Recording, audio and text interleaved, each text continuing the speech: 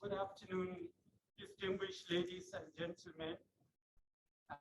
The Honorable Minister of Environment for the Federal Republic of Nigeria, Barrister Mohammed Abdullahi, the Honorable Minister of Water, Forestry, the Sea, and the Environment of the Republic of Gabon, who is here with us, but not in person, but we'll see a video message from him, and other dignitaries who will join us before the end.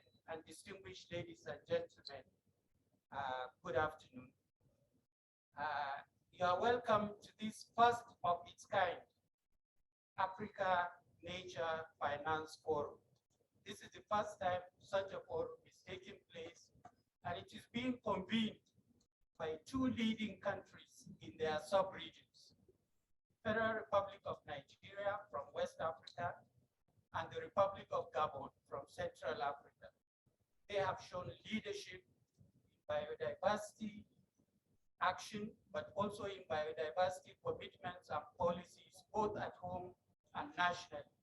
And this is their way of bringing together experts and distinguished audience like the ones we have here to really begin to dive into some of the issues that were raised during the opening plenary. And without wasting much time, we'll have the opening remarks from both ministers, starting with the Honorable Minister of Environment of the Federal Republic of Nigeria, Barrister Mohammed Abdullahi. Welcome, sir.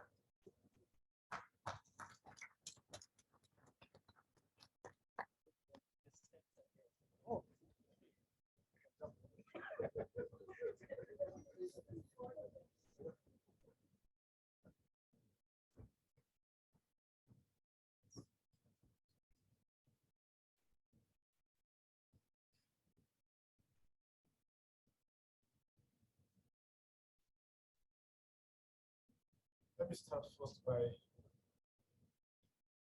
recognizing my colleagues.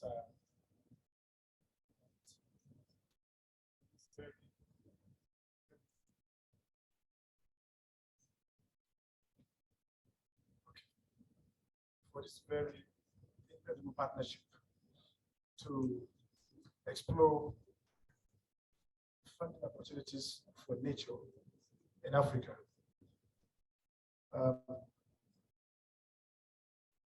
My colleague, Dr. Mukhtar Aminikano of the National Conservation Foundation, other very distinguished stakeholders who are here, in the nature and climate business. Good evening all. It is indeed a great honor for me personally, and I very strongly believe with Sandy White that we are hosting this African Nature Finance Forum, an event that is meant to inspire funding ambitions for the protection of our natural world. We are in Africa and indeed globally at a very, very serious turning point where the future of the world as we know it is threatened. The biodiversity crisis we are facing is unprecedented in scale, resulting in a mass extinction event. That was why when I spoke yesterday, the day before yesterday, Monday, I said we are not just facing a global emergency, but as humanity, we are facing a conscious emergency. We are unable to accept that our human activities have placed the world indeed in a very imperiled position.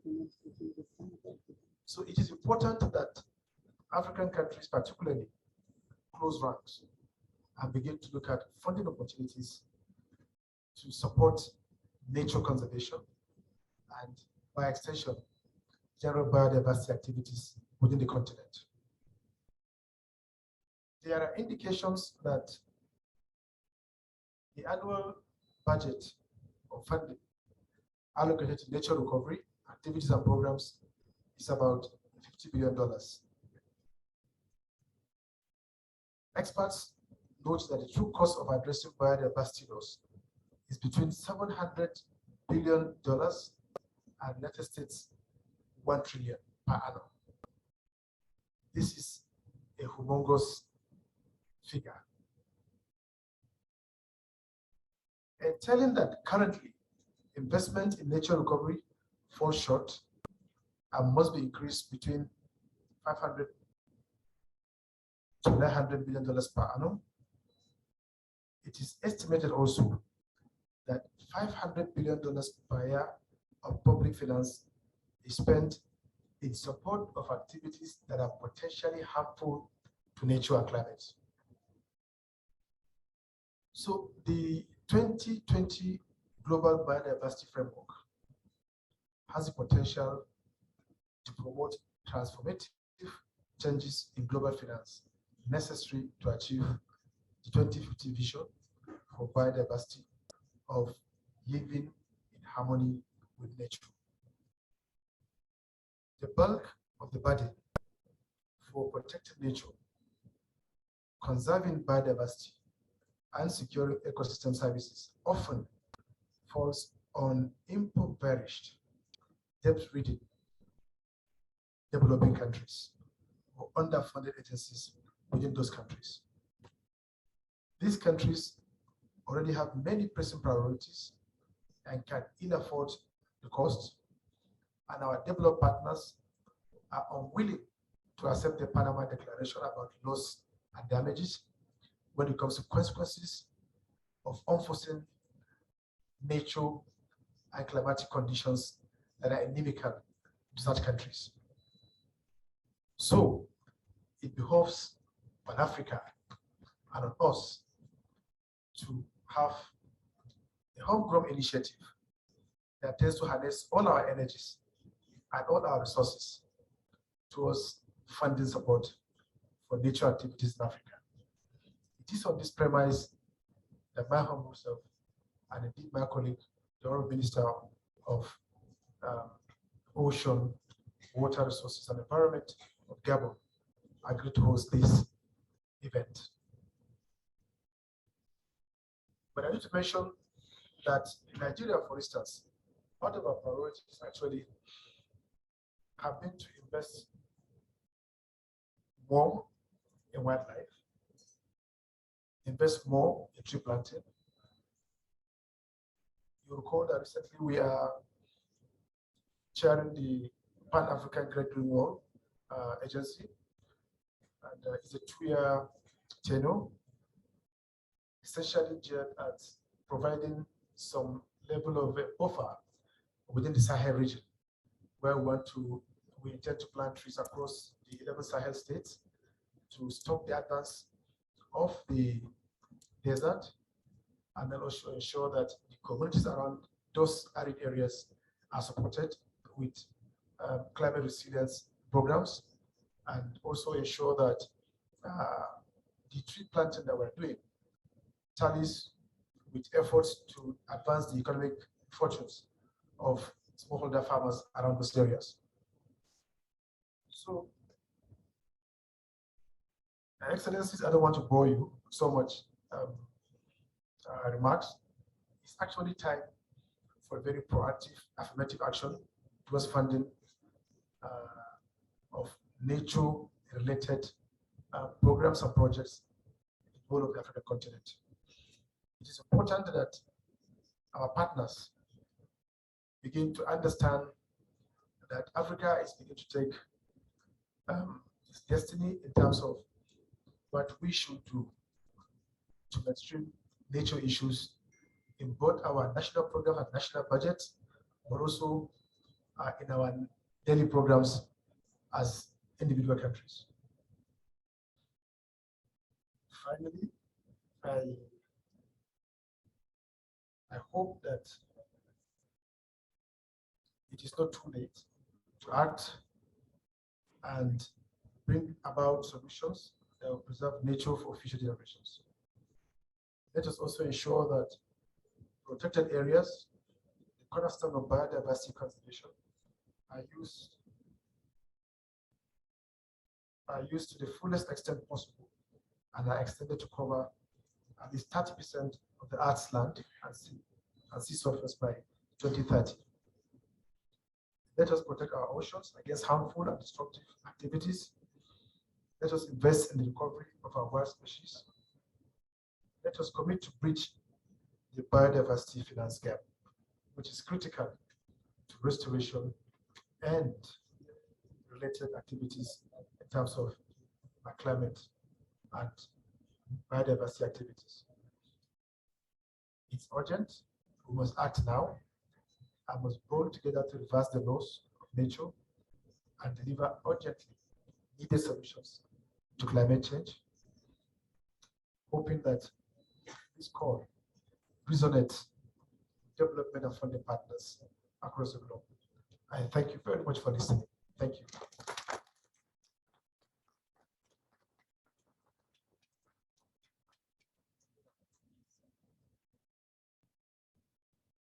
Thank you very much, Honorable Minister. I think we go straight now to the opening remarks by his co-host, the Honorable Minister for Water, Forests, Oceans, and the Environment for the Republic of Gabon, Mr. Lee White.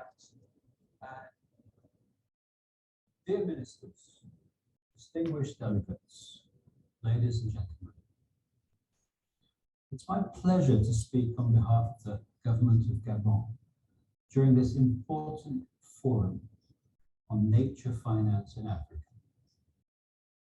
I would have preferred to be in the room with you to engage in this crucial matter in the context of the adoption of the Global Biodiversity Framework.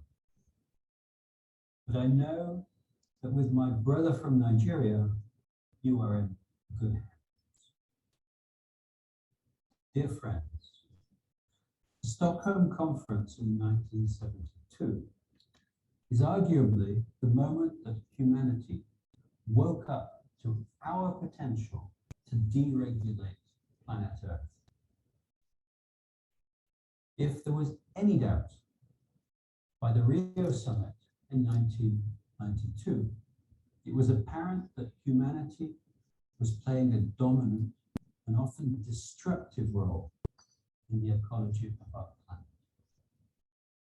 Indeed, in Rio, our late president, Omar Bongo Ondimba, stated in his speech that, I quote, all too often in Africa, we have felt obliged to develop at no matter what the cost. Cost he was referring to is the environmental cost of uncontrolled extractive industries providing cheap raw materials to developed and emerging nations outside of the African continent. Today, after 50 years of political commitment, we are still facing three major environmental crises: biodiversity, climate change, and pollution are more than ever a threat to our sustainable development. This is why African countries need to think about the solution that will enable us to design sustainable development pathways. Africa is more vulnerable to climate change than any other continent. By 2100, less than 80 years from now, we may lose half of our bird and mammal species. Science tells us that we will lose 20 to 30% of the productivity of African lakes and significant numbers of our plant species. Today, globally, 75% of Earth's lands are severely altered, and more than 85% of wetlands are just. In this context, without strong action, we will create instability and security issues all over the African continent. One of the key elements is the mobilization of predictable and sustainable resources. Dear friends, we are all committed to create protected areas more than 20 years ago. We know exactly what the cost of managing those areas is. Without resources, there is no effective action on the ground.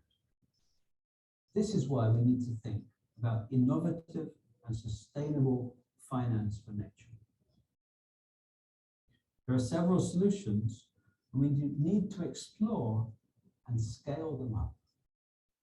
Solutions such as ecosystem service payments, biodiversity credits, or nature bonds.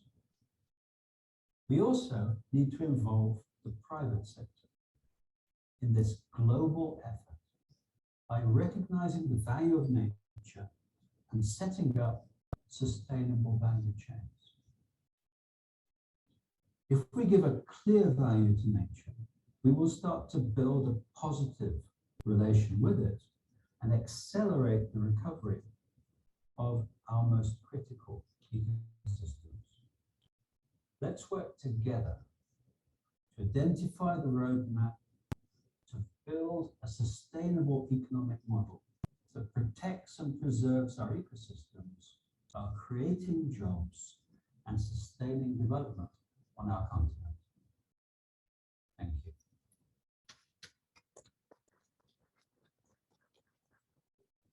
Please give another round of applause for both ministers.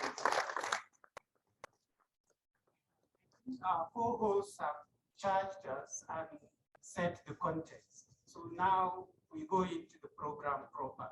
And they have told us, both of them, that the context in which we are looking at the financing for nature is within the new global biodiversity framework being developed under the Convention on Biological Diversity, which is CBD.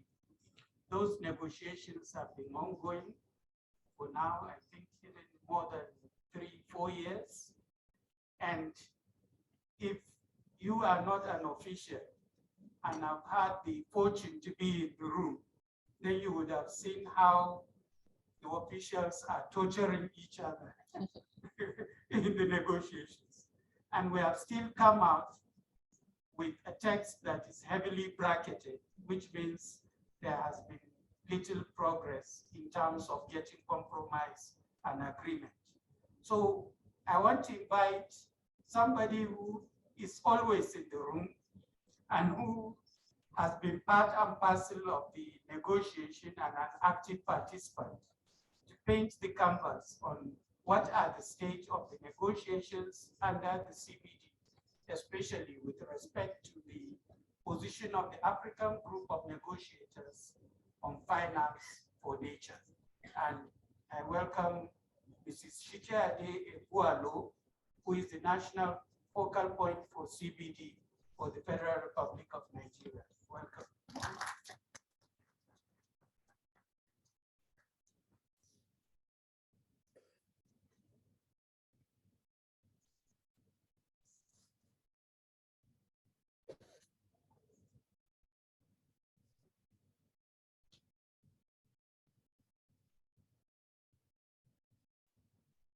Good evening, colleagues. Thank you, Mr. Moderator.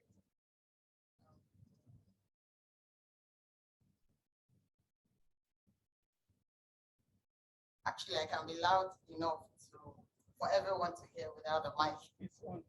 Thank you. Switch off. Okay.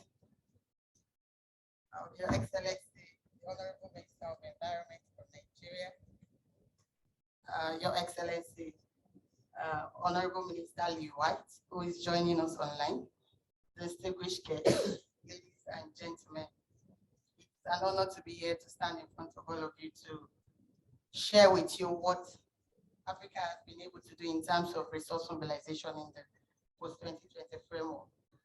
I happen to have worked with about a few countries on the African proposal, and it has been a wonderful time to have to see Africa for the very first time, and indeed my country, being involved in the whole process that has led to the strong African position that we currently have. I have with me the chair of the resource mobilization, my colleague Stefan, who will also be available to add some comments to my presentation. So basically, how did we get to what we have as African position? There are various studies that have said for us to achieve those targets, those ambitious targets that we have set in the framework. I agree with you all that they are in brackets, but those are the targets that we are negotiating on. So if we are to implement those targets, then there is a finance gap that has to be filled, which has put it at $800 billion US dollars to $1 trillion US dollars. And Africa is saying if we need to commit to this ambitious target in the framework, then we need to provide resources to implement those framework. And I don't think Africa is asking for too much, if you ask me. And also, we have brought up solutions at our various meetings in Geneva, in Nairobi. We have said this is what the solution looks like for us in Africa. And that's what I'll be touching. Target 18 talks about 500 billion in reduction of harmful subsidy. But we want to believe as a region that it will not be enough to fill the biodiversity finance gap. We feel the reduction of subsidies will result in direct financial flows to achieve the GBF target.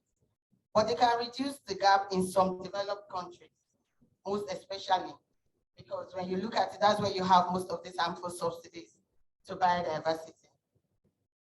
And what other ways can we use to fill the gap? For Africa, we believe the 1% GDP from all countries committed to biodiversity conservation activities will take us there. And this is Africa committing to bring resources. We are not beggars. I like that phrase as said by the former Prime Minister of Ethiopia. We are not begging for you to give us the money to protect our biodiversity. They are important to us. What we are saying for us to do, we are committing 1% of our GDP. You also should commit 1% of your GDP to biodiversity activities in your country, as well as in the ODA that flows down to developed countries. And we're also saying the rights of indigenous people should be protected in this framework. And that means in terms of finance as well, we should put the IPSs at the center of the resource mobilization.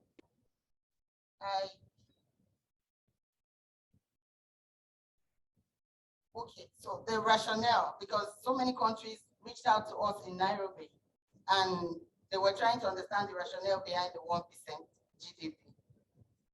And we're saying developed countries' GDP is about 63%, while from developing countries about 37%, which we think is a step forward for developing countries to take the move, to make the first step by showing commitment. And I want to tell you all, Africa has shown great commitment in the post-2020 framework.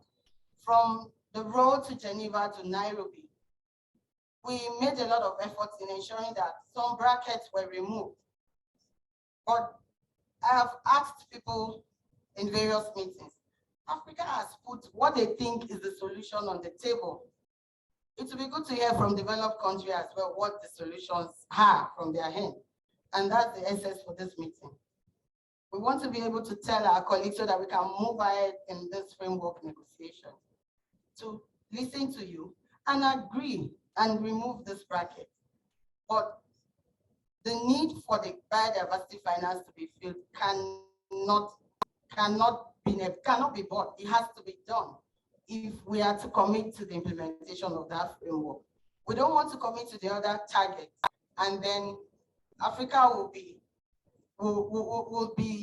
targeted as not implementing the framework at the end of the day. We had said in the enabling conditions of the framework that the resources must be mobilized to implement this framework. So if the gap is put at least 700 billion, then the list that Africa wants all parties to the CBD to mobilize is 700 billion at least. We have various solutions in terms of ODA flows, in terms of Anff subsidies, in terms of 1% GDP, which are all the options that we have put on the table as a region.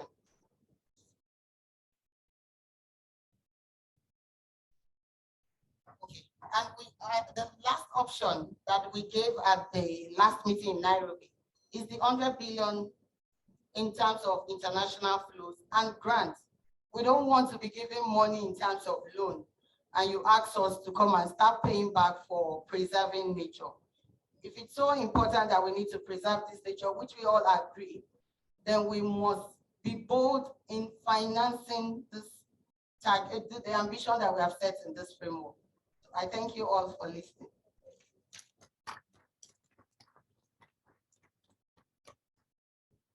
Thank you very much, Mrs. Ekwalo, for giving that African position at the CBD very clear.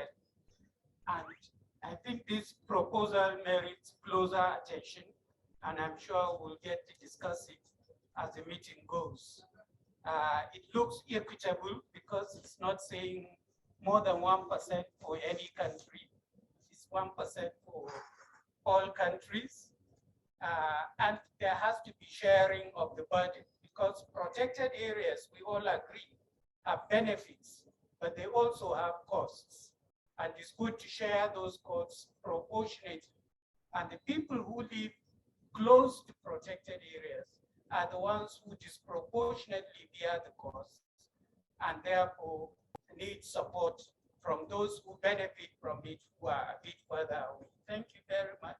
And Africa, I think, is not just proposing how to get funding for nature, or what amount and what level.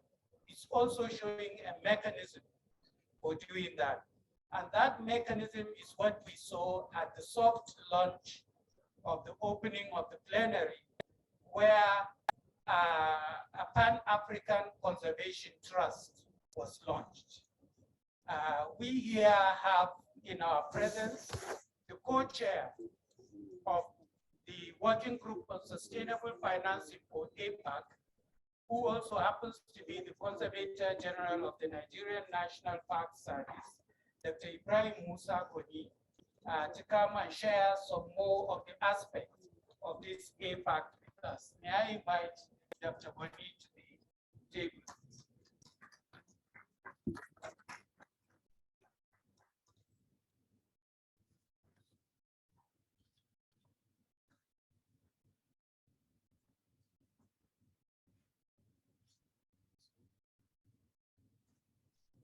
Welcome, Dr. Goni. Yeah, this is an exciting thing, the launch of this new initiative, which is coming from Africa. I'm fond of mentioning a Burkina proverb, which says that if you want me to support you in washing your whole body, then you have to start by washing your face. So Africa is washing its face now, and we invite others to come and help us wash the rest of our body. So Dr. Goni, what role do you think this APAC can play in tackling the challenges of biodiversity loss and climate change? The Honorable Minister of Environment of Nigeria, Mr. Mohammed Abdullahi, Honorable Minister of Water, Ocean, Land Planning, of Gabon, very high personalities here, press, ladies and gentlemen. I want to first of all thank the two governments, Nigeria and Gabon, for agreeing to organize this forum and invite an official of Apac, talk to members that are in the hall today. In fact, the invitation to me was signed by the two ministers. That is to show you how important the two ministers have taken the issue of biodiversity finance. Then, like you said, the co-chair of social financing of Africa. Then, coming back to what he has asked me, sorry, I couldn't get it to the technical people to be able to show you on the screen. Read what I have here so that as I read, follow me to respond to questions that are being asked. The concept of the Pan-African Conservation Trust has emerged as a process involving two organizers of the African Protected Areas Congress, that is APAC. There are 2 or 3 acronyms. We have APAC, which is African Protected Areas Directors. Then we have APAT, which is African Protected Area Conservation Trust, which is named midwife by the Pan-African Conservation Trust. So the concept is supported by the IUCN and the African Wildlife Foundation. And the concept came because of the experience of Africans, particularly directors of protected areas, when COVID-19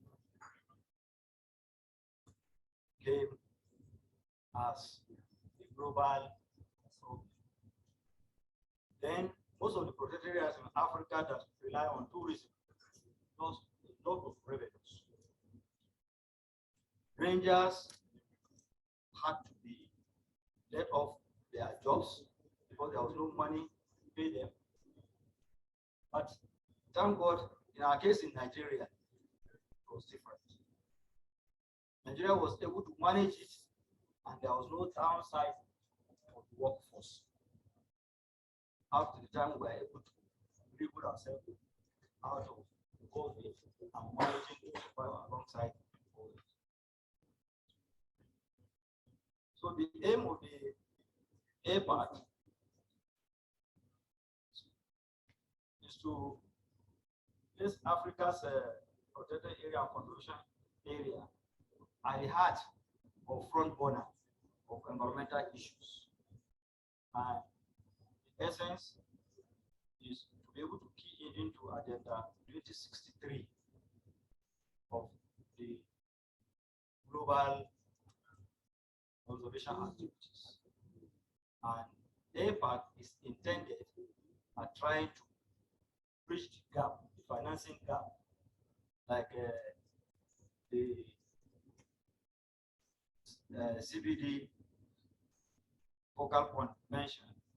The essence is to be able to bridge that gap so that at least Africa will be coming out of our woods no longer up in hand to go from one place to the other. Thank you. Thank you, Dr. Boni.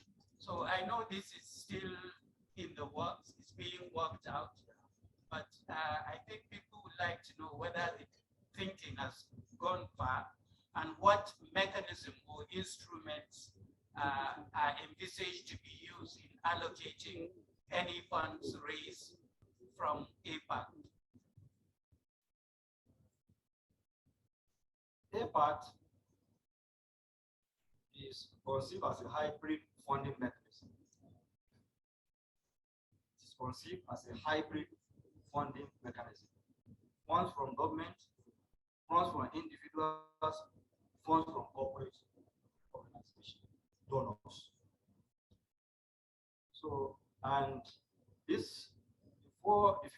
countries in Africa will have access to this funding, and because of to be able to manage the cost of protected area and conserved areas. The total number of protected areas in Africa is about 8,600, and that covers a total land area of 6 million square kilometers. Then at Apac, we assume that for every protected area, for every 1 kilometer of protected area, you need $200. So if you need $200, you now multiply this $200 by 6 million square kilometers. It means what is required for the 600 square kilometer is $1.2 billion. So this is just an estimate, because most governments in Africa either underfund, or in some cases the funds are not coming at all. The survey of about 700 of these protected areas showed that about 60% of the protected areas are underfunded. 60% are underfunded, and just about 25% do not even get the funds at all. So this is actually what informed the thinking of this funding mechanism to be able to contribute and sort of reduce the gap. A complete fund strategy will consider refinement to this target to reflect a variety of financing sources and mechanisms, including government budgets, recurring revenues, impact investment, strategy for leveraging the private sector, and of course, carbon taxes. Because Africa, the floral composition of Africa is such that when you are to sell your carbon sources, Africa is going to get a lot of revenue from that. We have to be able to think fast and be able to manage this to ensure that we actually manage our floral resources to be able to pay for protected areas activities. Thank you, Dr. Boni. The next question is whether you think Apac, you've had the proposal that it is to have 1% GDP devoted to financing nature. Is it envisaged that Apac will be able to manage this level of resources? Yes, Apac has the capacity to manage 1% of African GDP, going by the track record of the key drivers of this concept in managing funds over years. One will be left with no doubt or no option that the funds will be just utilized for the purposes for which they are meant. In addition, a steering committee of Apac has already been inaugurated. Then we are currently working on the governance structure. Before working on the governance structure, there was this Nairobi Declaration where the 54 countries are to sign the declaration. Signing the declaration means that every country of Africa is committed to Apac and will be willing to contribute in one way or the other. The governance structure will therefore start from the leadership of Africa, and that is why Apac has been adopted by the AU at the recent meeting. So, meaning that AU now adopt Apac as one of Africa's baby, and whatever Apac does, it has to report to AU, where all the leaders of Africa will converge and take decisions. Like I've said, the governance structure is being worked on, and as soon as we are able to come up with one governance structure, it may be involving different stakeholders, the leadership, the directors of the protected areas, the steering committee, and of course, the indigenous people who are the major stakeholders. But there's no way you can leave them out. Whatever project that is going to be done with the funds, the institution has to come from the institution. You cannot just sit down there, once I release, decide for the work. No. So this is why I said we are still working on the governance structure, and as soon as it is completed, made known to the African. Thank you. So my final question is, you have hinted at some of the sources that are envisaged to get this money. Do you want to elaborate on that? Yes. A capitalization and investment advisory group. Sorry. A capitalization and advisory and investment advisory group will be convened to identify prospects for alternative sources, such as the green growth recovery funds, carbon payment, which I've mentioned, taxes, biodiversity offsets, green bonds, and debt swaps for capitalizing the endowment, develop the business case for dedicating this fund to Apac. Then further to this, the funds we are working on currently, we are considering, remember I said it's a hybrid something. So we are looking at three components: the endowment, the sinking fund, and investment. These are the aspects we are looking at. We are looking at either the endowment, the sinking funds, or investments. If you adopt their investment, it means there has to be return on investment. Where there are no returns, what happens? So for the endowment, you need individuals, donors, to be able to key into this kind of funds to be able to assist or support the protected and conserved areas. So further work, like I've said, is underway, and how the endowment should be managed to secure the return in terms of risk appetite in the investment management strategy will soon be unfolded. Thank you. Thank you very much, Dr. Goni. A round of applause for you. And we hope you will stay in case there are questions towards the end.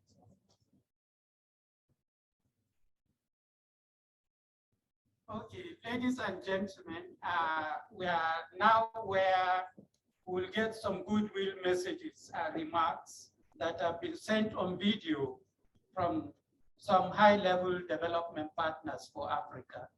So I'm pleased to say that we'll have a message from two ministers from two European countries. And the first one is by Lord Zach Goldsmith, who is the Minister for Environment, International Environment and the Pacific for the United Kingdom. So please, listen to him. Thank you so much to Sharon and you for inviting me, for hosting this. Hugely important. I'm really sorry that I can't be with you in person. I'm on my way to South Africa and then on to Botswana. But I recently returned from beautiful Gabon, where I joined the Congo Basin Forest Partnership in Hebrew. And thanks to Lee and his team, I was able to see some of the truly astonishing work that is underway in that country. I have to say that all the time that I've spent recently in Africa, including in Kenya, the Republic of Congo, and so on, has not only been a massive eye-opener, it's also given me immense hope that the solutions exist if only we choose to embrace them together. And I know I'm speaking to a hugely well-informed audience. So I won't dwell on the problems per se, other than to say everything we want to achieve, literally everything, depends on reconciling our lives and our economies with the natural world around us. And incidentally, that's something that indigenous peoples all around the world have been trying to impress upon us for decades. So even as we face the impacts of the pandemic and the impacts of conflict, we cannot take our eyes off that problem. And it's been enormously encouraging to hear your determination to make that happen. And the UK absolutely shares that determination. That's why at COP26, we brought nature in from the margins of the global climate conversation and put it at the heart of our collective response. And I think for the first time, I also think irreversibly. The Congo Basin has moved to the center stage and is recognized at last as one of the most important regions on Earth. But securing commitments is one thing, delivering them is another. And our focus in the UK today is on ensuring that all those commitments that we did secure in Glasgow are honoured in full. In the pre-COP in the DRC, COP27 in Sharm el-Sheikh later this year are key moments for us to build on that. And if we make full use of it, then I'm convinced we can make Montreal the Paris moment for nature that we so urgently and so desperately need. The UK will do everything we can to help Canada and China to make the CBD COP15 a success, but it's going to require all of us to press for the highest ambition, to shift our own positions if necessary, to work together and get an ambitious biodiversity agreement over the line in the end. Our negotiators did make some progress in Nairobi, including on important targets, but it would be misleading and wrong to pretend that we're even nearly there at this stage. So we need to keep going. And one of the things that I hope we can all do is to field our very best people so that they can deliver our mandates with the sort of flexibility we know they're going to need if we're to achieve a consensus. And we need to be realistic about what it's going to take to put the natural on over the course of this decade.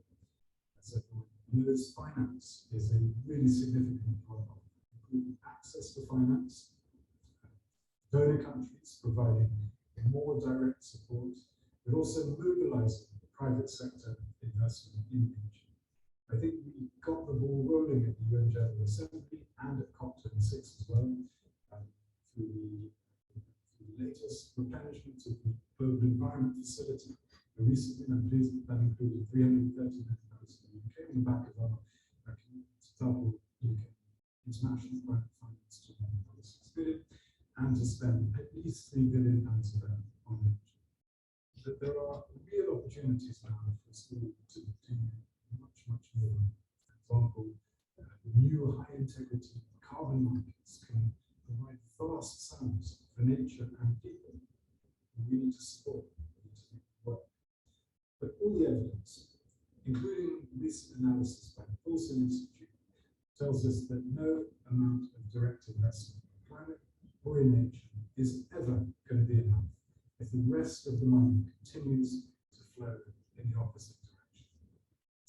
So we have to work on aligning the way existing money is spent as well. Right now, it's estimated that for every dollar of taxpayers' money that's actively helping nature recover, we're spending at least $4 in a way that is degrading nature. That clearly cannot. So governments have a duty, they have a responsibility to look seriously at whether public money is supporting the public good or degrading the public good. In the UK, we are partway through transforming our own land use subsidy system. We're shifting towards a system of public money for public goods like the environment. And we're making sure that the way we support land use helps us go from being one of the most nature depleted countries on earth to being a country where nature is meaningfully in recovery. So we know it's complicated, we're doing it, but it is absolutely essential. We need also to ensure that our overseas spending supports the recovery of nature as well, including through official development assistance aid. We have committed in the UK to making all of our aid nature possible, and the G7 agreed to do the same only a couple of months ago. But it's not just about realigning public money. Businesses, the major multilateral development banks, financial institutions are combined in command of trillions and trillions of dollars. And they can shift the impact they have away from destruction and towards renewal, as many have committed to do that. And of course, we need to, as governments, rewrite the rules to ensure that the market more broadly takes into account the true value of nature and also reflects the true cost of pollution and waste. If we don't, then the immense power of the market will simply drive us over. And Montreal is an unmissable opportunity. And there's absolutely nothing inevitable about success. That will only happen if we raise our ambition, all of us, engage in good faith, and be willing to adapt our positions in the interests of a strong and meaningful community. That is what we must do. Thanks again so much for inviting me, and all the best for the rest of your hugely important discussions. Thank you, Lord Goldsmith. The second message is from Ambassador Sylvie Lemet, who is the Honorable Minister for Environment for the Republic of France. It's also via video.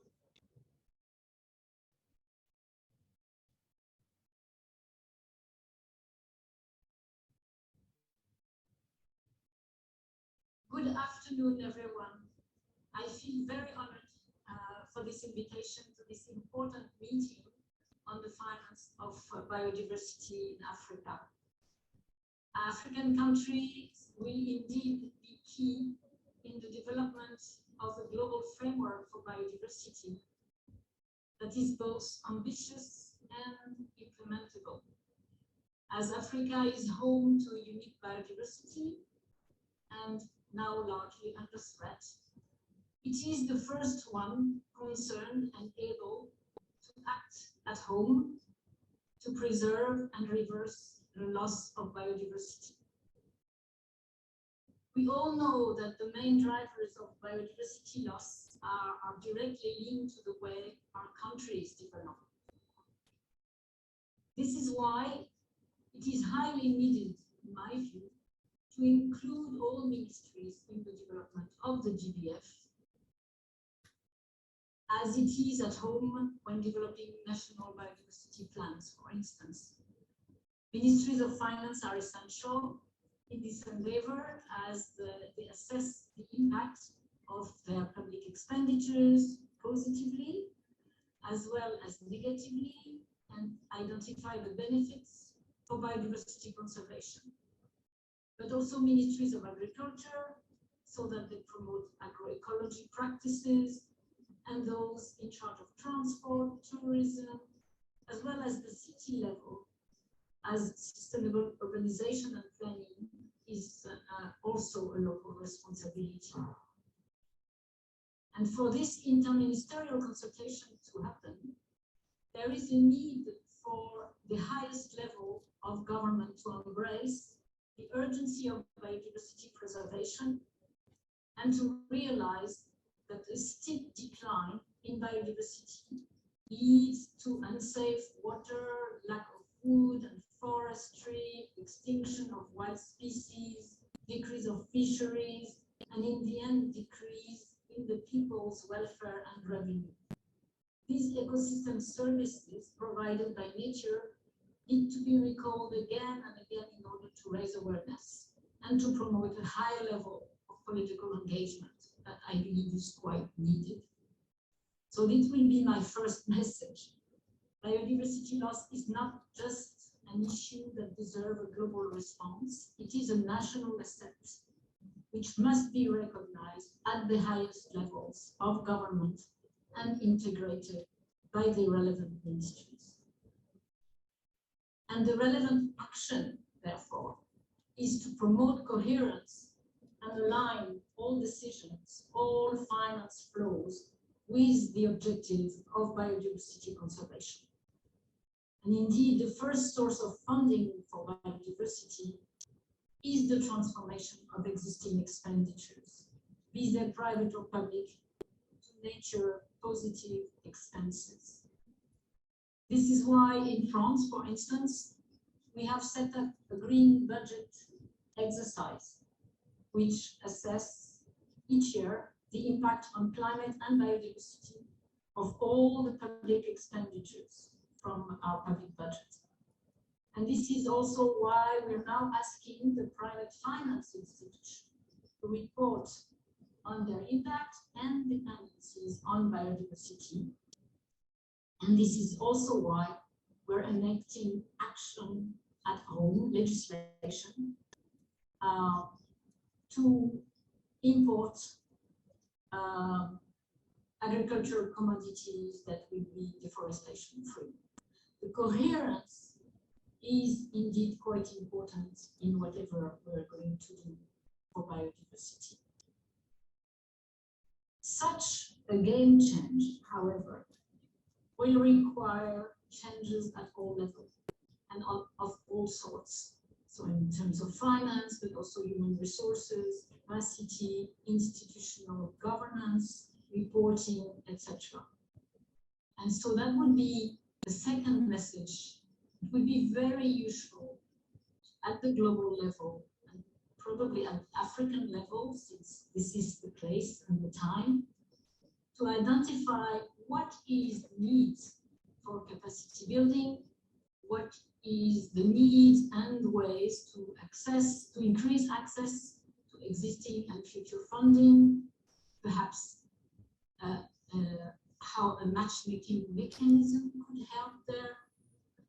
How can we allow really countries to identify sources of funding and increase access? Also identify the need for specific thematic support that can be provided by different coalitions, different donors, different other actors, different peers, such as the HAC, for instance, or the Agroecological Coalition and many others. It is, by the way, our intent to try to recap all those coalitions and how they can support, and how we can support each other before COP15.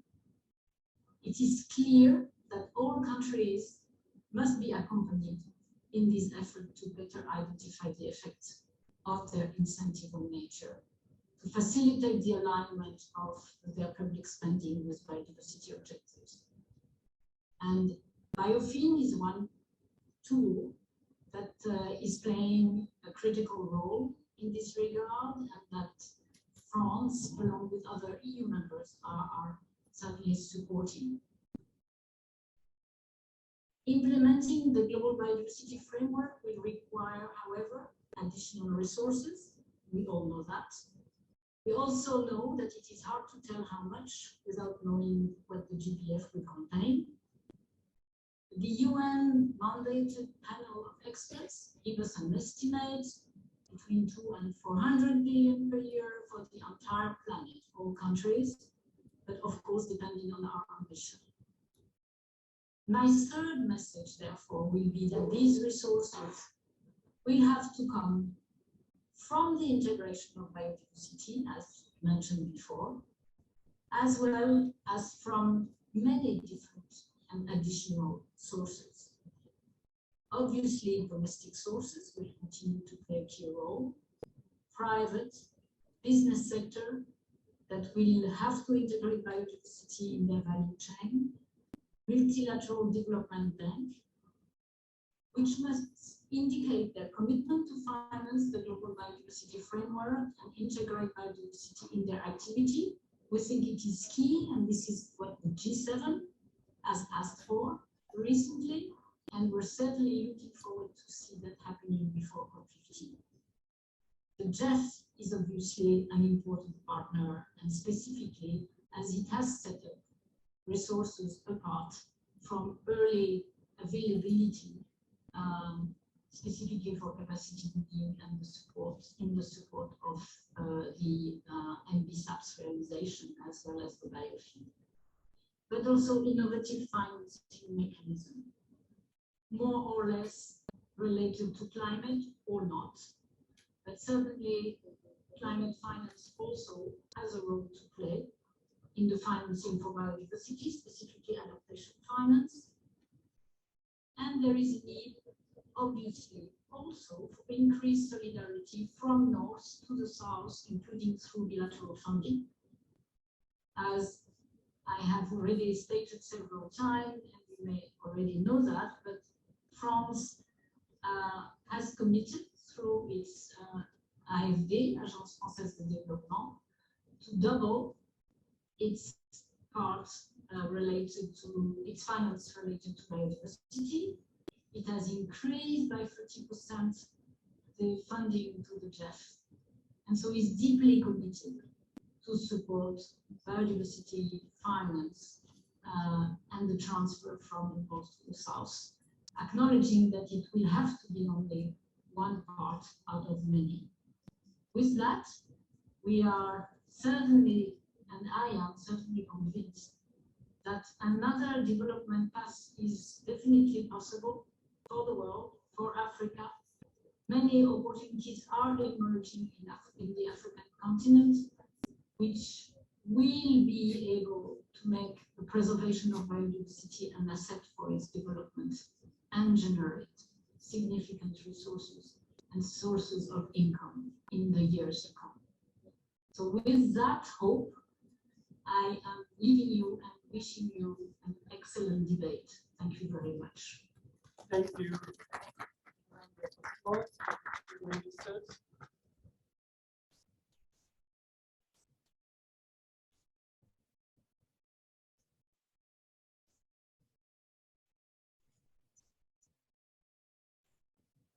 Okay, we are going to shift gear a bit.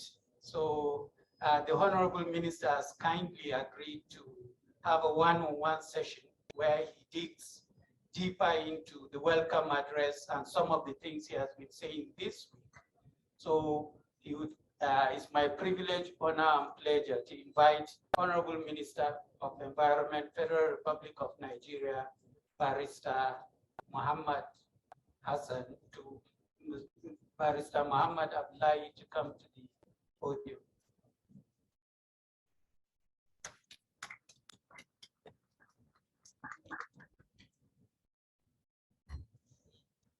Good afternoon, sir.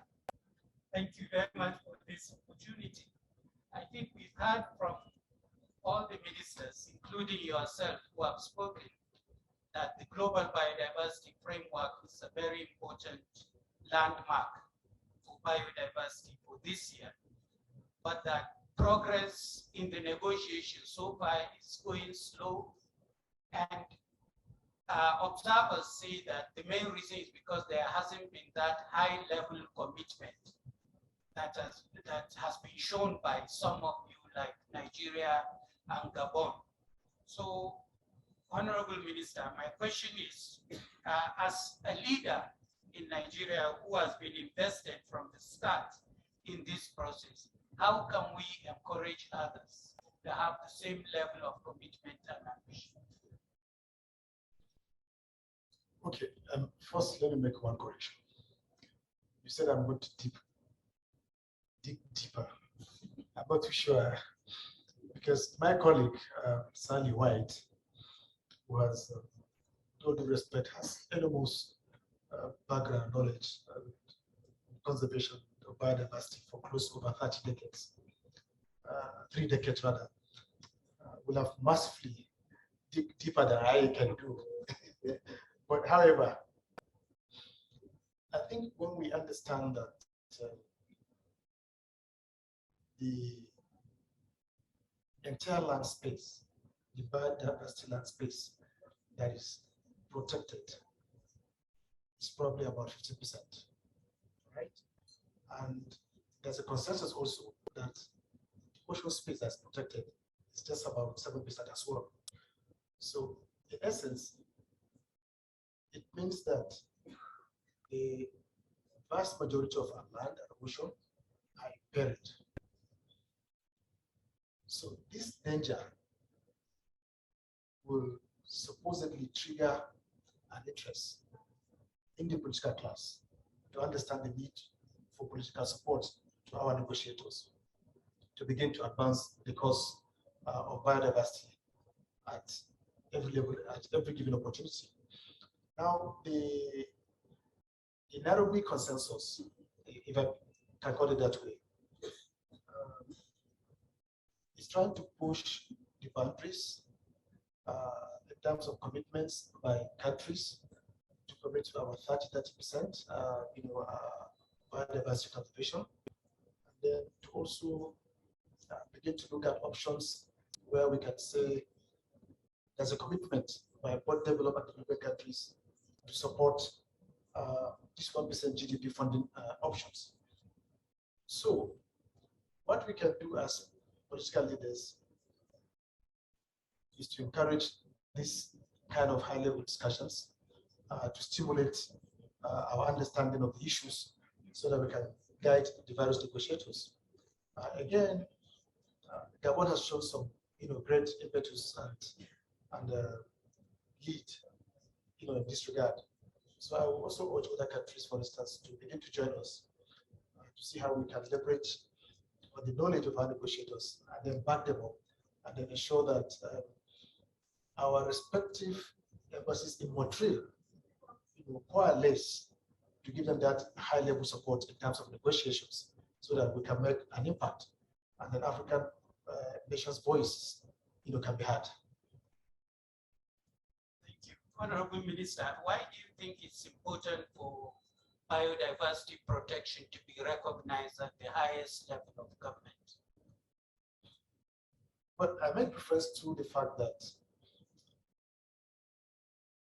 our entire biodiversity space is threatened by human activities, which are deliberate, of course, urbanization.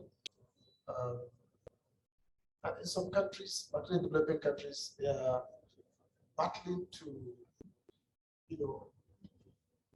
develop new cities. They are battling with the economy. Let me give an example. Mining. I don't know whether they can what we call sustainable mining, as long as it impedes on the nature reserves and the biodiversity of the countries involved. Mining has, to a large extent, done so much damage to our biodiversity space. So it is important that we begin to understand that if we don't take a very proactive action, we as humans as well live by nature. We survive by the advances made in protecting nature. So if we don't protect our biodiversity, the possibility of extinction of our very diverse ecosystem is a possibility. So there's the urgency of now, there's the need for an urgent action for people to consider their biodiversity as very important. If you go to the field of medicine, for instance, we rely on nature, to develop, pharmaceutical solutions to, human medical challenges. So if we don't preserve this biodiversity species within the globe, the chances are that we as humans as well are imperiled. So it's indeed very important for us to understand that it's very important that we drive these biodiversity issues to the front burner. And Honorable Minister, this proposal of African governments contributing 1% of their GDP, do you think that proposal will work in most cases? Or if not, what do you think will work? I think if there are, like you mentioned earlier, stronger commitments and the political will, nations, particularly in Africa, can commit to 1% of their GDP to support biodiversity activities. It is doable. And the major threat, like you mentioned, I think earlier in the very reference to ministers of finance.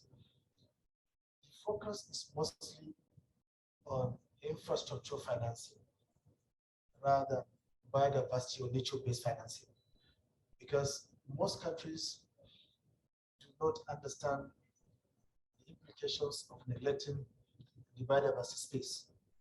So it is doable if we have the requisite enlightenment and engagement with relevant stakeholders, particularly political leadership within the Ministry of Finance of every country and the parliament of every country, so that they understand how important it is for us to drive this process and ensure that each country commits 1% of the GDP to finance biodiversity activities. It will go a long way. It will solve the problem, but it will be a starting point. Thank you, sir. Oops. Sorry. You did make reference to some of the things that Nigeria is doing at the highest level. So do you want to elaborate on that, and how can we encourage other countries to take the same kind of leadership role as you are taking? Essentially, what we are doing as a country approach, first is to improve on what we call conservation activities, both from the private and the public sector. I'm glad you're here as the chairman of the National Conservation Fund. You have also occupied the space in terms of contributing your quota from the private sector, to support ongoing efforts of government towards nature-based conservation activities. So these are part of what we do to get the private sector involved. And then secondly, from the public sector, what we do is to encourage and the establishment of additional park services, where we ensure that so much energy is put in conservation activities. As at last count, we have increased to about 10 additional parks, to support this activity. And then thirdly, we're going to issue the third tranche of the National Sovereign Green Bond, essentially targeted at the first tranche and second tranche, targeted just green projects. And most of it targets, forest afforestation and supports to wildlife. So apart from this, and then we're also doing holistic engagement of the younger generation in schools, in youth clubs, etc., to understand the very basic information about the need for conservation activities. So we are ramping up support from Parliament to political leaders to political parties, and from the Ministry of Environment to ensure that our policies that we turned out, particularly the national strategy to combat wildlife and illicit trade in deforestation. These are all policies that we turned out to support our activities to preserve biodiversity. Thank you. Help me to thank the Honorable Minister for elaborating on his speech. And now we go to the final session of this encounter, which is to invite some technical people to come and just give us a taster of some of the issues and some of the areas that they have been working on. So thank you very much again, Honorable. Yes, sir. So I want to start by inviting Dr. Mohammed Imam Bakar, who is joining us from the Global Environment Facility. He is the Senior Environmental Specialist with a primary focus on land degradation in Sub-Saharan Africa. So Dr. Bakar, welcome. And then Professor Rashid Sumaila, who is a professor and Canada Research Chair Tier 1 in Interdisciplinary Ocean and Fisheries Economics at the Institute of Oceans and Fisheries.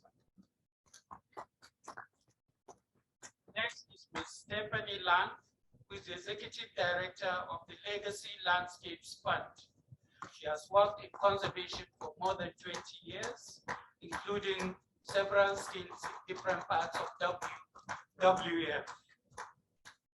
And finally, is Solange Bandiaki Baji, who is President and Coordinator of the Rights and Resources Initiative. Thank you very much to the distinguished panel. You will agree with me that these are experts that will delve into these issues. So may I quickly recognize, before we start the session, the arrival and presence of His Excellency, the former Prime Minister of Ethiopia, who is Mr. Haile Mariam Desalegn, who is an ambassador and champion for Apac. You are welcome, Your Excellency. Your Excellency, we are just going into a technical session, which is a panel discussion with a distinguished panel of experts from GEF, from Canada, from rights-based groups. And I want to start my question from the GEF representative, Mohammed Bakar, and ask you sort of how you think we've had all the good news about the increase from UK and from France in the jet replenishment, the AIDS replenishment. So with this additional funding that has come to GEF, how do you hope to ensure that this funding is efficiently utilized, and which proportion of this funding is coming to Africa? All right, thank you very much again. Thanks to the organizers for inviting us, recognizing the honorable ministers this particular session. So yes, it was very inspiring to listen to the minister from France, because during our replenishment, the government of France was really very strong in its advocacy for biodiversity, and was able to successfully secure the increase that we got for the biodiversity fund in the Jeff Trust Fund, which amounts to $1.9 billion of the total replenishment amount. And of course, through our system for transparent allocation of resources, African countries will have access to close to $800 million through the star allocation. The star allocation basically allows predictability for the countries to access Jeff resources. And one of the modifications that we introduced is that the access to those resources will now be very flexible. So in other words, the allocation to Nigeria can be used however the government of Nigeria decides, in line with its obligation to the conventions that we serve. But in addition to that, there is the chemicals and waste and international waters, which also have opportunities for Africa. And we think together, if the countries really effectively program, they'll have up to $1 billion available for the continent. But I think as we've had already, just to wrap up this part of the question, the resources are nowhere near what the governments need. We know that, we recognize that out of three decades of operating. But what we found to be very powerful is that since our primary clients are the governments, that the governments actually mobilize more resources for the environment agenda than we are able to provide. So it's really a drop in the bucket, but that has inspired us in Jeff 8, which we have now started this July, to work very closely with the government to pursue some of the things that we've had here today, which is to align resources, advocate for policy coherence, bring in more private sector engagement, help governments build institutions. This is the kind of strategic partnership that we are seeking, and we think that this would be the best time to do it. So it's really inspiring to see that message coming from the development partners as well, that's provided the resources for the GEF. Thank you. Thank you. Now, Professor Sumaila, can you tell us a bit, how does protecting biodiversity help our economies? And why are natural resource-based economics so important for a continent like Africa? So thank you very much, and Honorable Prime Minister, the ministers, and all of you. Yeah, you know, the ocean and nature. I'm an ocean economist, so you see me talking about the ocean when I want to talk more broadly. If you think of it, I really think biodiversity is our lives, you know, because if you look at our relationship, the economy and nature, we do two things with nature. First, we go to nature and take the things we need, things we desire, into our economy, into our culture, to our social system. We do what we do with them. And then we generate waste, which we pump out into nature. So from nature, good things come. To nature, bad things go. And if we don't do this wisely, we'll end up in a very bad situation. We destroy the nature that feeds us. So nature is the basis of all economies. No matter how sophisticated you are, your economy, whether you're Japan or Togo or Brazil, fundamental source of everything is nature. So if we don't protect nature, we really destroy ourselves. I'll give you an example. Our estimate is that the ocean, Africa takes about 7.5 million tons of fish out of our oceans. 7.5 million. If you compare that to the number of mature cows, and assume that a mature cow is 1 ton, that means we are taking at least 7.5 million mature fish cows out of the ocean each year. This is a lot of food security. West Africa people, some of them will not have any animal protein to eat, if not for the fish. So, and these are jobs. In 2016, I had the chance of talking just after President Obama at the State Department. You know what? About 260 million people earn income from the ocean fisheries alone a year. So I was joking with it. I said, you know what? Most of these jobs are in live developing countries like Nigeria. Only Nigeria made it on that list. You have China, Indonesia, and Philippines. But Nigeria made it. And I told them, you remember how Mr. Obama quickly became great, right? You remember, he took the job very seriously. And he became, I said, without those jobs, Obama would have been greater. And not only him, all of us in the room would be greater.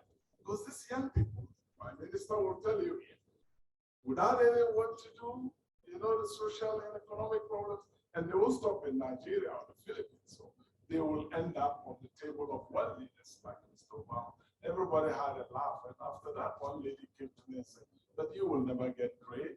I get gray, you don't see it, right? so this is serious stuff. The whole economy depends on this. We protect nature, we protect ourselves. Let's just move to where. Thank you very much, Prof. Stephanie, let me come over to you. You run a fund. What do you think the lessons are like that can be drawn for the new Pan-African Conservation Trust? Yes, thank you first of all for the invitation, and good evening, Your Excellencies, good evening, panelists, and all the people here in the room. I'm representing Legacy Landscape Fund, which is the new kid on the block, basically, for conservation financing. And what is now evident with the running of the fund is just a little iceberg of what has been thought before and how we have created this fund to fill a certain gap. So let me not share the lessons that we have already had, because it's only 1.5 years that we operate, but the lessons that we learned creating this fund. So lesson number 1 is that conservation needs long-term financing. Conservation is not a stop-and-go business. You need to have long-term and reliable financing. We have heard before, we have heard a lot of statistics that so many parks, 60% of the African protected areas are underfunded, or they are funded in small project-like types of funding, which is then a lot of administrative burden and not sustainable. So if you do this Apac, do it with long-term sustainable funding, which you are planning to do. So congratulations on that. The second one is conservation not against people, but do conservation with the people. And make sure from the beginning that the people who live within and around those protected areas, that they have the possibility to make their voices heard, and that they're part and parcel of the planning process from the beginning, so that the vision can be created that is both including a biodiversity vision, a climate change adaptation mitigation vision, and also a development vision or a livelihoods vision for the local people. That's very important. And unfortunately, the conservation community has sometimes put too much emphasis on species or flora and fauna, and not enough emphasis on local knowledge, local people, local development needs. The third lesson is that we need to work in partnerships. Legacy Landscapes Fund is just a little part of a funding instrument for protected areas. It will need other parts. It will need funding that comes from national resources. It will need funding that comes from Apac. It will need funding that comes from other bilateral, multilateral donors, Jeff, whoever. Because the more we are, the more we share the ownership, and the more we share the governance and the responsibility for those areas to function. So let's work in partnership, let's not work against each other, and have coordinating mechanisms so that we make sure that we create the synergy and don't duplicate efforts. And the last lesson is that we need to learn and use the highest standards that are out there. We need to learn from each other, from within Africa. Good practices needs to be exchanged, West Africa, East Africa, even across the language barrier that sometimes is so unfortunate. But even beyond that, we all can learn from the African continent in assembling this meeting before Montreal. This is wonderful. This is such a great opportunity. I wish the other continents would have had the same idea. Let's learn from each other. Let's use the highest standards, the best lessons that we have in biodiversity conservation, because we don't have time to fail again. Thank you very much, Stephanie. Everybody talks about everything revolving around meaningful inclusion of IPLCs, indigenous peoples and local communities. So how can governments and donors better address the needs of IPLCs? Good evening, everyone, and all protocol observed. My name is Dr. Solange Batek-Kibaji, and I'm the president of the Rights and Resources Initiative, which is a global coalition of more than 150 collaborators in Africa, Asia, and Latin America, and I'm based in Washington, D.C. So I would like to address this question by raising three main points. One is to talk about the global trend that we're seeing around funding for climate change and conservation, but also tell you about a new innovative global funding mechanism that the Rights and Resources Initiative has put in place. And third, share some key recommendations for inclusive and equitable funding for conservation and climate change. So, some of you have been at the COP in Glasgow, COP26. Many donors have pledged 1.7 billion to support indigenous peoples and local communities in their conservation and climate change agenda. So this is really a major progress. And we've been hearing also many regional and national funds. But the main question is how those funds will be implemented. It's great to see all these new funding mechanisms coming into place. But is it really going through the intended people, the ones who are really the steward of the forest and who are doing management and have been conserving biodiversity for decades? So that's really like a major question for all of us as we're seeing all this new funding, which I said again is a major progress. And second, there is an emerging ecosystem of funding led by indigenous people and local communities. We have seen regional funds, national funds, and even locally led funds being developed. So at the Rights and Resources Initiative, we've launched this year a new global funding mechanism called Clarify, which stands for Community Land Rights and Conservation Finance Initiative. And it's led and dedicated for indigenous people and local communities to support their climate change activities, conservation plans, their livelihood, and their advocacy around their rights. So that global funding mechanism is really getting funding from private and public donors. And I'm happy to share that we've received $25 million from the Bezos Earth Fund grant to do work with indigenous people and local communities in the tropical Andes and in the Congo Basin. And clarify, actually, it's a partnership fund that has been developed by RRI and Campaign for Nature. So we're very happy to see that ongoing. And it has two major targets. One is an area target, because by 2030, we want 50% of land to be owned or designated for use by indigenous people and local communities.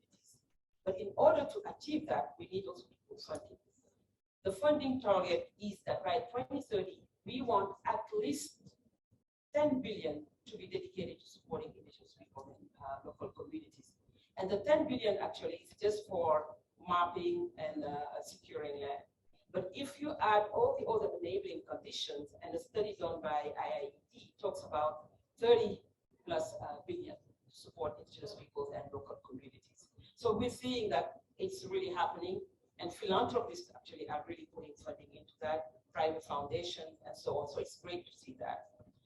So last, in terms of recommendations, I think first and foremost, it is impossible to achieve the 30 by 30 objectives without a fundamental change in conservation models and approaches, including funding dedicated to conservation and biodiversity. Government should support tenure reforms, implement laws, policies, and legislation to support communities to conserve. Government and donors should support a robust ecosystem of community-led funds and support their capacity.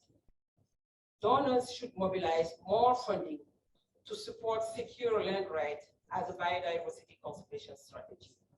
And last, communities must be among the counterparties to new funding for biodiversity in Africa and are more empowered and prepared than ever to play that role and conserve. And as my sister from Nigeria, Kigali, said, let us put IPLCs at the center of resource mobilization. Thank you. Thank you. I crave your indulgence. We've run a little bit over time, partly because we didn't start on time. But I think we shouldn't end this without giving the audience at least one or two chances to say something, either a comment or question. So just those two, one lady here and the gentleman at the back left. Roving microphone, please. So just before they say that, I just wonder whether anybody in the panel wants to have last thoughts on this. Yes, Professor. My last thought is actually a last comment.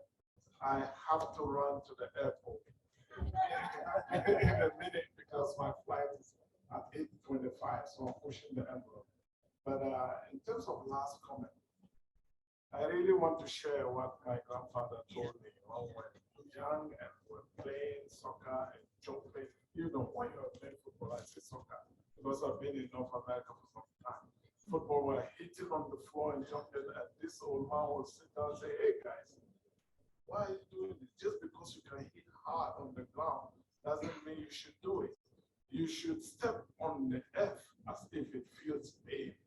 And this has really, I didn't know what this meant until I grew up enough to understand. This is true environmentalism, right? This is an African saying.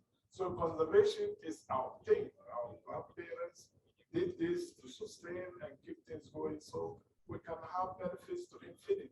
So I talk about infinity fish, infinity biodiversity, the ability to pass the good biodiversity to our children and grandchildren so they too can do the same.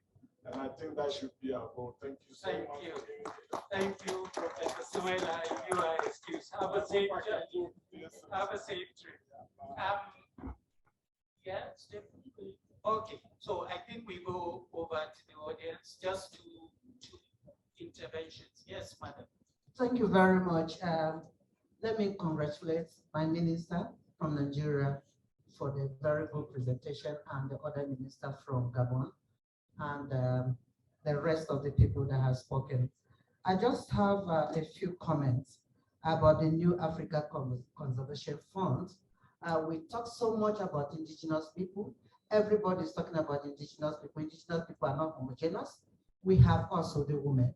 And when the Conservator General was talking, he talked about the indigenous people being on the team that they are forming. Where are the women representative in that group? That is my first question. And I like the last, I don't know what her name is, but she talked about conservation has to be people-centered. And indeed, conservation has to be people-centered. It must be at the helm of people, free, pure, and informed consent of the people before we talk about the protected areas. Because there is already a movement that is saying that it's about land grabbing, about these protected areas. So when we are talking about protected areas, the communities and the people in that community must be contacted, and they must be part of it, so that at the end of it all, they must, take ownership of the process. And lastly, the Conservator General talked also about grants. We are looking at the issues of investment. Where does the private sector come into this? Because where you put your money, that is where you want it to be protected. But where it is just grant, we see that most of the people will say, oh, we don't care. So where do the private sector come in this area? Thank you. Thank you. The last comment from the gentleman at the back there.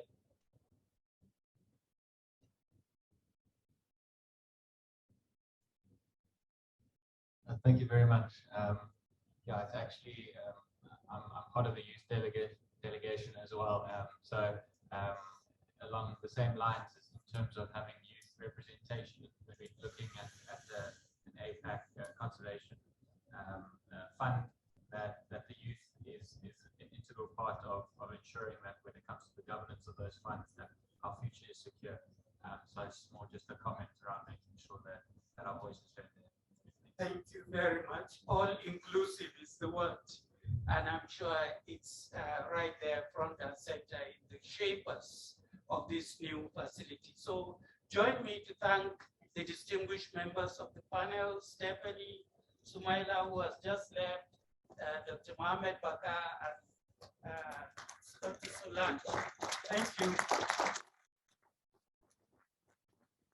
Now we close the session by inviting His Excellency, who is the champion of not just APAC, but of Africa in conservation, the former Prime Minister of the Republic of Ethiopia, to come and close the meeting.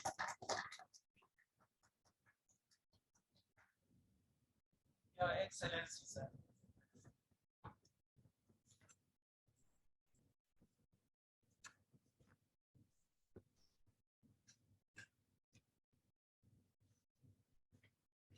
Thank you, indeed, moderator. I think, first of all, some of the takeaways in our Congress has been discussed properly. Like, for example, people at the center. Usually these kind of, big words never been expressed in practice.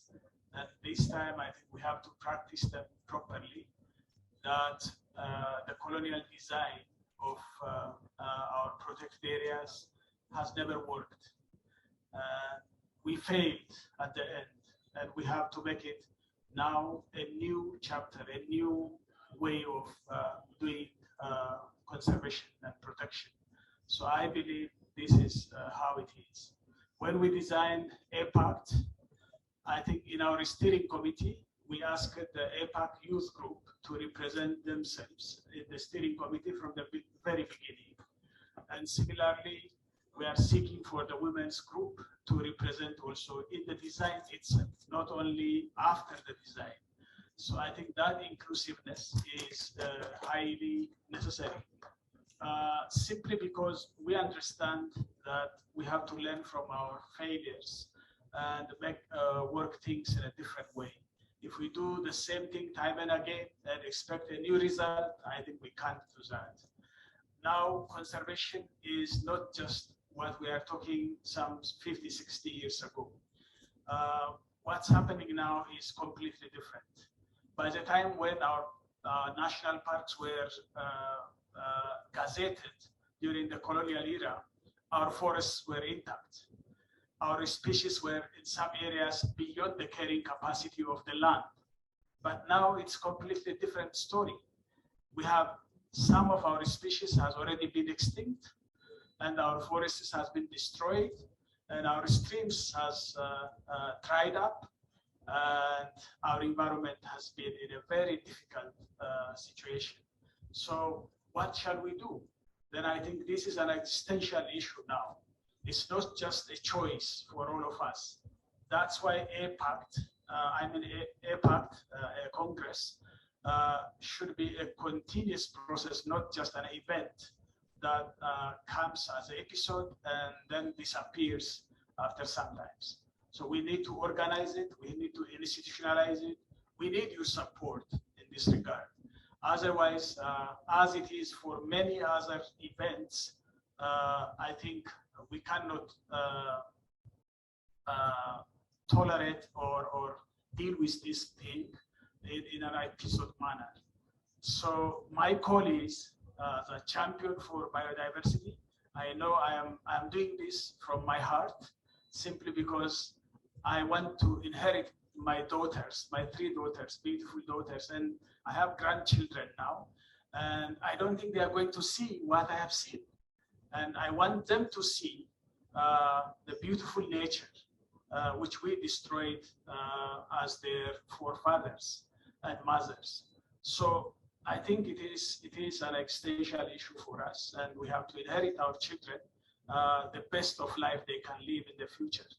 So that's the first thing. The second thing is APAC is not competing with other financial mechanisms.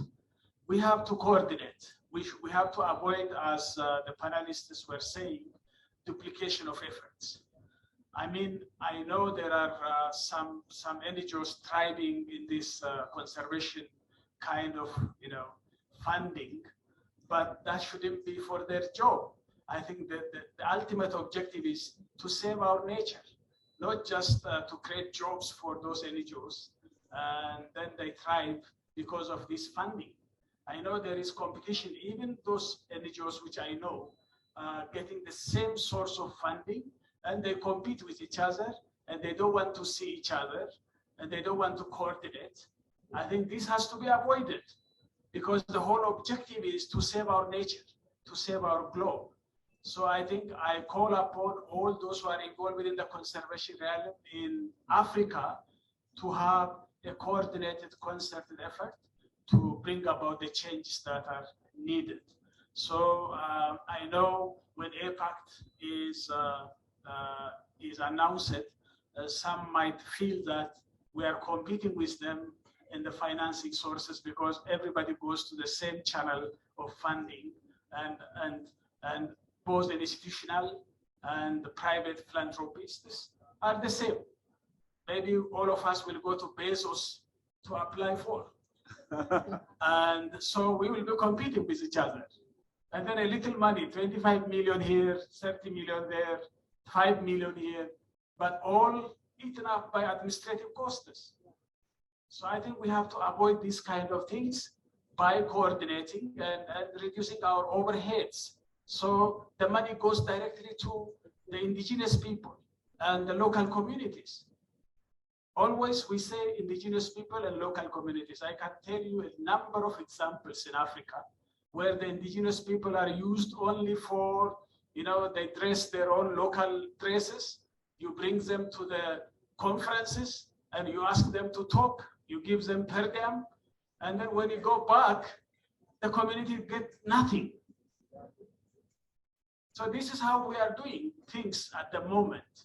And I think we should do things in a different way, I am here to fight. I mean, we will not surrender before fighting.